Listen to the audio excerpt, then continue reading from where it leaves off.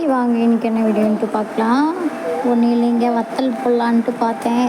சரி, புழுங்கல் அரிசி இருந்துச்சு, ரேஷன் அரிசி, அது கொஞ்சம் ஊற வச்சுருக்கேன். நைட்டு ஊற வச்சேன். அப்புறம் கொஞ்சம் ஜவ்வரிசி, அப்புறம் ஒரு 2 பச்சை மிளகாங்க, காரத்துக்கு ஏற்ற மாதிரி போட்டுக்கோங்க பச்சை மிளகா. இப்போ நல்லா நைஸாக கிரைண்டரில் போட்டு அரைச்சிக்கோங்க. மிக்சியில் போட்டால் கூட அப்படியே குறப்பாக இருக்கும். கிரைண்டரில் போட்டிங்கன்னா நல்லா நைஸாக அரைஞ்சிடும்.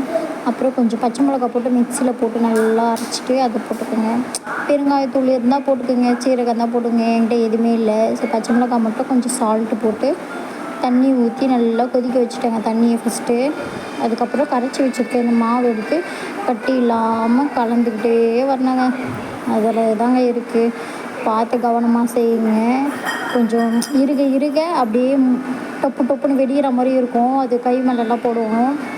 அது மட்டும் கொஞ்சம் பார்த்து பண்ணுங்க பொறுமையாக. சால்ட்டு இல்லைன்னா உங்களுக்கு தேவையான அளவுக்கு உப்பு போட்டு பிசைஞ்சு எடுத்துக்கோங்க.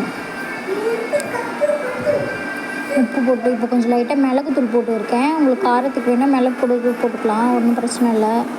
நம்ம மிளகாத்தூள் எது வேணுமோ நம்ம விருப்பம் தான் செய்கிறது. உங்களுக்கு என்ன வேணுமோ அது போட்டு மிக்ஸ் பண்ணிக்கலாம். இந்த பக்குவத்துக்கு வரணுங்க, அவ்வளோதாங்க.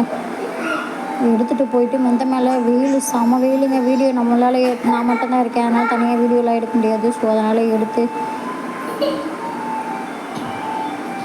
இன்னும் கொஞ்சம் இருக்குது, நான் எடுத்து வச்சுருக்கேன். அது இன்னும் எடுக்கல, அதில் மேலேயே காய வச்சுட்டு வந்திருக்கேன். இது மட்டும் சரி ஒன்று போட்டு ட்ரையல் பண்ணி பார்க்கலாம், கொஞ்சம் போட்டு ட்ரை பண்ணுவோம் எப்படி தான் வருது அப்படின்னு சொல்லிட்டு பார்த்தேன். செம்மங்க, சூப்பராக வந்துச்சுக்குங்க.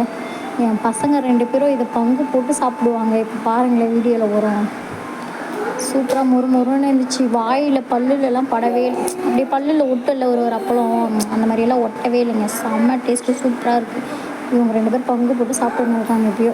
ஓகே, பாய்.